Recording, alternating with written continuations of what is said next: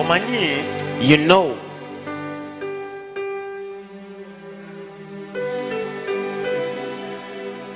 mukamulungi omanyi you know, waliwo ebintu ebimu there are certain things bye tutakkiriza which we don't believe, naye nga mitima gyaffe but in our hearts tukiraba we see, naye nga tetukikkiriza. but we don't believe. Leero njaga kwogera Today I want to talk ku mazima agakaawa. of the truth which is bitter. Mukamulungi God is leero good. njaga kwogera ku mazima agakaawa. I want to talk about the truth which is bitter. Manyi si basumba bangi nnyo I know that many makyengera okugamba who leero, can tell you what I'm going to tell you naye today, nzikiriza Katonda, but I believe God. nzikiriza Katonda I believe God ajja kukuleetera okitegeera is going to cause you mu understand linnya erya Yesu. in Jesus' name. Mukamulungi God is good. tugenda bikula We are going to open Exodus verse 34. Exodus 21, 24. Okuva 34 asatu mu nnya. chapter 21 Okuva 21 verse 34. olunyiriri olwasatu mu nnya. Mukamulungi God is good. Exodus chapter 21 verse 34. The one who opened the pit Nti oyo eyasima ekinnya must pay the owner alina osasula nyini for kyo the loss and olw'okufiirizibwa take the dead animal era atwale ensolo in efudde exchange. mu kuwanyisibwa. Mukamulungi God is good. nti oyo eyasima Now ekinnya, the one who dug the pit, eyasima ekinnya, the one who dug the pit, ente y'oli that the animal or the Wejja cow negwa mu summons kinnya and ekyo. falls into that pit neefa, and it dies. ono eyakisima The one who dug it alina osasula nnyini nte, has to pay the era owner, wamala and after paying it, oli asimye the ekinnya one who dug the pit n'atwala ente. and will take the cattle Efudde. which is dead. Mukamulungi God is good. atugambye oyo asimye ekinnya, Say that the one who dug the pit, wasima ekinnya when he digs the pit ente y'oli n'egwamu, and another person's cattle falls in, ente y'oli n'egwamu, and then the cow falls in, ono asimye ekinnya and the one who dug the pit asula has to pay nnyini nte the owner of the cattle omuwendo gwonna all the price ente gw'esaana, that the cattle ate is n'amala worth. And after that, n'atwala ente. he will take that cattle. Mukamulungi God is good. mwana wa Katonda, Child of God. leero nina ekintu kye njagala twogereko. Today there is something I want us to talk about. Tuyina tendensi We have the tendency egulumiza sitaani, that glorifies the devil. naddala ffe abakkiriza Most especially we believers. tugenda ne tugulumiza We sitaani go on glorify the devil. ne tuwa sitaani And we give the devil amaanyi the power and n'obuyinza the authority ku bintu by'atalina. of what he has not. Endowooza yaffe Our mind neereetera sitaani, causes the oba devil, endowooza or yaffe our mind neeyimusa sitaani, lifts the devil, ne tumuwa and we obuyinza, give him the authority. ne tumuwaayiriza We even speak ku bintu lies by'atasobola kukola. of what he cannot do. Mukamulungi God is good. ye ndowooza yaffe. That is our mind. Mwana wa Katonda, Child of God. kyenyaga okugamba, Today what I want to tell you, bwe tugenda ku physical powers when we go to the physical powers sitaani talina, that devil doesn't have, amaanyi ga sitaani the power of the devil gali mu kintu kimu kyokka, is in only one thing. manipulation. It's just manipulation. Mukamulungi God is good. sitaani The devil, amaanyi ge his power n'obuyinza and his buli authority, mu kintu kimu it kyokka, is in one thing. manipulation. Kujingirira. Naye talina kyakyasobola kukola. But there is nothing else he can do. Naye ffe tulina tendensi But we have the tendency eddira amaanyi that takes the ne power tugawa sitaani. and we give it to the devil. Omwaka 2020 That 2020, twajjirwa ekirwadde that disease came ekya of COVID-19, COVID-19, era ne tuyimuka ne tugamba and we raise up and say, sitaani oh, the devil aleese ekizikiza, has brought the darkness, aleese endwadde. has brought the disease. Sitaani talina maanyi ago, The devil has no power. talina maanyi galeeta He ndwadde. has that power to bring that Ekintu disease kyonna ekisobola okuaffecting that can affect the entire world. nga kiri physical, That is physical. sitaani talina maanyi. The devil has no power of it. Mukamulungi God is good. tonategeera kye njogerako, You have not understood what I've said, naye nkimanyi ogenda but kitegeera. I know you are going to get it right. Mukamulungi God is good. sitaani The devil obuyinza bwe His authority n'obusobozi and bwe his ability buli ewantu wamu are wokka. in one place. Manipulation. Just kujingirira. Simanyi manipulation nyinza kiwa kigambo ky'ekirungi mu Luganda. Nyinza kiwa kigambo ki? Which kind of word can we give it? Ani ayinza okunyambako? Abamanyi Oluganda. Those who know Luganda. Aha. Agamba ki? Manya kyagamba lwa?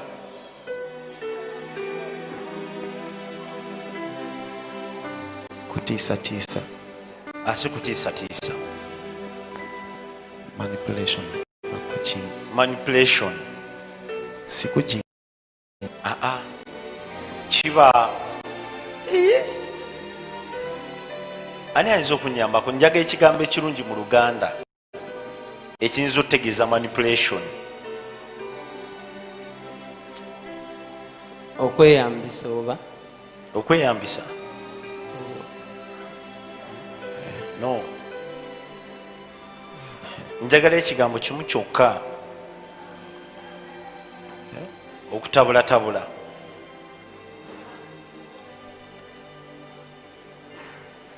Anyway, tuyinza okukozesa okutabulatabula. Kuba Sitaani ye kyakola. Because what the devil does, Ajja mu bwongo bwo. he comes into your mind. Ajja mu bwongo bwo. He comes into your mind N'addira obulimba. and takes the lies N'abukwanjulira. and introduce it to you. Ne gabanga amazima. And the lies becomes truth, Naye nga bulimba. but it is lies. Kati awo Sitaani So now the devil, kye kintu kyasingira ddala otegeera. that is what he understands more, Kuziba maaso. is to blind your Bulimba the lies. gwe n'obulabanga You amazima. turn it into truth. Amazima And truth, n'ogalabanga you'll obulimba. see the truth as lies. Manipulation. That is Alina manipulation. engeri gy'ayingira mu mutwe There gwo. is a way he enters your mind N'akulimbalimba. and he deceives you. N'akubuzaabuza. He confuses you. Sitaani The devil, talina kintu kiri physical there is nothing physical kyakola that he does, nekyawula amaka. and it separates Wabula homes. ayingira mu mitwe gy'abantu. But he enters people's minds or heads, N'akuleetera olowooza and he make you think ekintu ekitaliiyo. what is not there. Oyinza okukera bukezi ku You makya can even wake up one day n'ofuna theory and you get a theory omutwe gwo that in your head amagezi go your ne understanding gabuzaabuzibwa are confused, mu mulingo olabira ddala and you see patanaawo that your partner akukiitingako is cheating on naye you, nga tolina physical evidence but you don't have the naye evidence. nga Sitaani But the devil akiplantinzeemu has planted it mu mutwe gwo. in your head. Oli ne wagamba atya And if someone tells you sina kibi that kyenkola I'm not, ddala you see kibi that there kyakola. is something evil is doing. Mukama mulungi. God is So good. amaanyi ga Sitaani The power of the devil n'obuyinza and bwe his buli authority mu manipulation. are in manipulation. Naye abalokole But the born again, si kye tukola. what do? Tugenda ne tugulumiza We go Katonda. on and glorify. Ne tugulumiza Sitaani. We go on and glorify the devil. Waliwo ebibi ebimu ebijja mu bulamu bwaffe There are some bad things that come ne away, tubiteeka ku Sitaani. and we put them on the Naye devil's ng'amazima side. gali nti But the truth ne is, Sitaani even the devil talina buyinza. has no authority. Talina He buyinza. has no authority. Talina buyinza He has no authority ku bintu ebyo.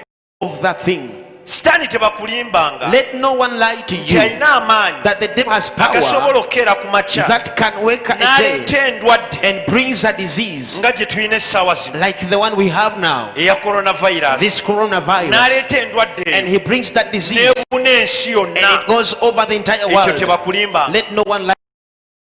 That what the devil has, no. Olyenza agamba musumba. Someone may say, Pastor, Tulaba gy'olaga. now we are where you're heading to. Olinga agamba You as if you're saying nti Katonda that God ye yaleeta endwadde is the eyo. one who brought that disease. Bw'otya bwe nkugamba nti kituufu. What if I tell you it's true? Bwe nkugamba nti kituufu What if I tell you that that is true? nti Katonda ye yagireeta. That it is God who brought it? Kyova natandise ne nkugambirawo. That is why I Leero began ngenda saying, kwogera ku mazima agakaawa. today I'm going to speak about bitter Si truth. buli musumba Not every pastor tajja kiggamba. that will tell you.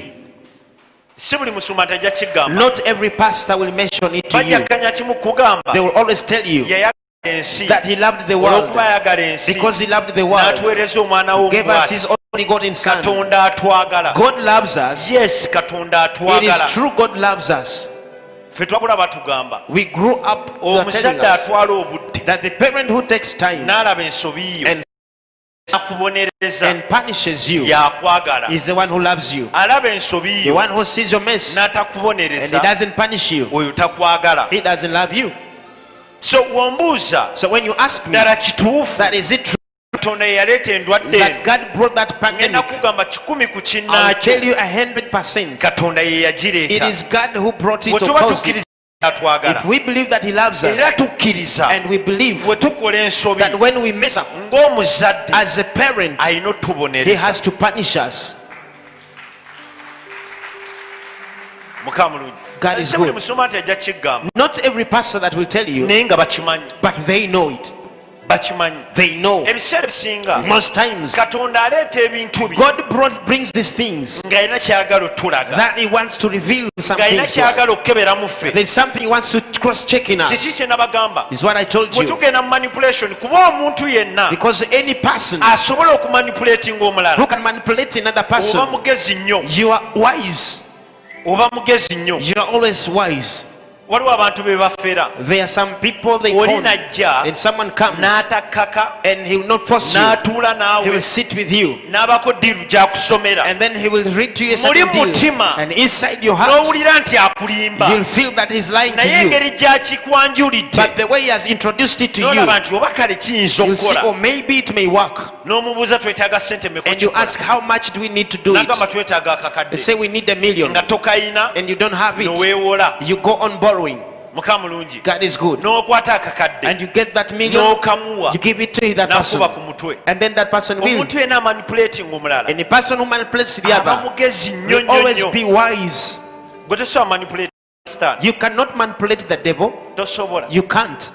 Wabula ye But the devil asobola, can, kuba ago ge maanyi ge because that is his power manipulatinga, to manipulate, kubuzaabuza. to Gwe confuse tosobola you. mubuzaabuza. You cannot confuse the devil. God is good. Nekibagamba, I told you, tosobola singa Sitaani magezi you cannot be wiser than the kya Katonda. maybe when you have the grace of God, Kuba yagamba because he tells you, osinza Katonda you worship God, tomulabangako, you've never seen him. oyagala tuuka mu bwakabaka obw'omu You want to go to the kingdom of heaven, togirabanga nako you've entebe ya never Katonda. seen the throne of God, Ye yali agirabyeko. but he has ever seen it. Bw'osinza Katonda You are worshiping God, toddangako ne Katonda you've never been there with ne God mufuna conversation and get the conversation, abantu babiri mwekka. two of you. Ye Sitaani yali But the akikozeeko, devil has ever done it. bamugoba mu ggulu, They chased him from naye yali heaven, asinkanye Katonda but he has ever met God n'amugamba nno, and told him, Mukama wange, hey my Lord, olowooza omuntu ono do you think this person akwagala nnyo, loves you very much? naye akwagala But he loves you olw'ensonga bweti ne bweti. because of this and They had this. a conversation He had the conversation. gwe togifunangako. You've never gotten it. Kati lwaki olowooza So why do you think oli mugezi osinga that you're Sitaani? wiser than the devil? Sitaani obuyinza bwe The authority or power of the n'amaanyi devil ge and his gali authority, mu manipulation. they are in manipulation. Singa owangula omwoyo gwa manipulation If you overcome the spirit of manipulation, oba omaze. that is it, you've done. Singa owangula omwoyo gw'okubuzaabuzibwa If you overcome the spirit of manipulation, kiba kiwedde. that is it. Oba tolina kyakyo There is weetaaga, nothing else you need. oba olina kulindirira You'll have just to ki wait Katonda kyagenda kuteeka mu of bulamu what God is going to put in your life.